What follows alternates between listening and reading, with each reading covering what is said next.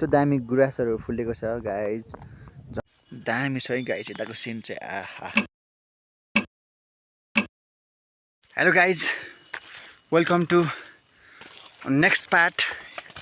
हिजो वर्षाको कारणले हामी जान पाएनौँ र आज हामी घोडा लगेर जाँदैछौँ। थ्याङ्क यू सो मच हिजो सबैजनाले, सबैभन्दा पनि थोरैले मलाई सपोर्ट गर्नुभयो, कमेन्टहरू छोडिदिनु भएको थियो, त्यसको लागि थ्याङ्क यू सो मच। र सेकेन्ड पार्ट पनि हेर्नु होला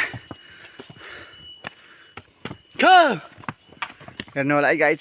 म माथिबाट फेरि सब देखाइदिनेछु। यो चाहिँ अलि मुनिबाट हो र हामी जाँदैछौँ माथिको डाँडामा। अन्तिमसम्म जोडिनु होला है गाइज। हरियो जङ्गल छ गाइज, एकदमै रमाइलो भइरहेको छ। जस प्राकृतिक सुन्दरताले गर्दाखेरि ट्राभल गरे जस्तो फिल पनि भइरहेको छैन।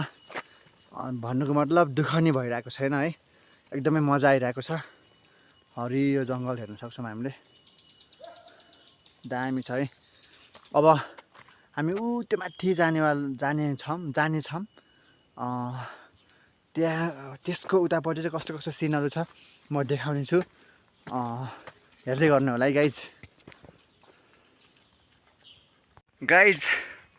बल्ल बल्ल टपमा आयो है गाइज। अब टपदेखि म हजुरहरूलाई तलको भ्यू देखाउने छु।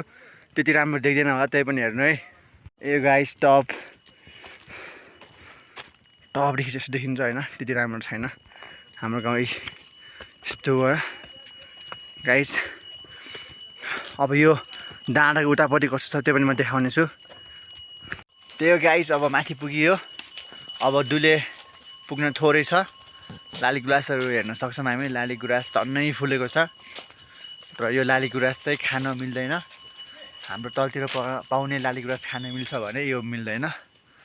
अब गाइज आज दुलेसँग मात्र हुन्छ र त्यस पछिको माथिको भ्यूहरू झन् दामी छ कि गाइज होइन, एकदमै दामी छ। कमै मान्छेले देख्नु भएको छ होला। अब यो गाउँको बाहेक अरू मान्छेहरूले त कमैले त्यस्तो भ्यूहरू देख्नु भएको छ होला है। सो गाइज त्यो चाहिँ अलिक ढिलो आउँछ, 3-4 दिन पछि आउँछ। त्यो भिडियो पनि म सकेसम्म हाल्नेछु, त्यो भिडियो पनि हेर्नु होला है त गाइज। अब गाइज दुलेको थोरै भिलेजहरू पनि देखाउनेछु, म घरहरू देखाउनेछु। अनि आजको भिडियो त्यतिसम्मै हुनेछ। यही हो गाइज आजको हाम्रो सामान राख्ने ठाउँ, यसलाई दुले भन्छ। र मेरो भिडियो पनि यहीसम्म हो। अनि भिडियोलाई लाइक सब्सक्राइब गर्नु होला।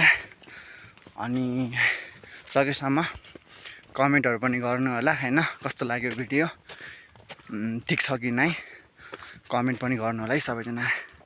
थ्याङ्क यू सो मच हेर्नुभएकोमा। बाई।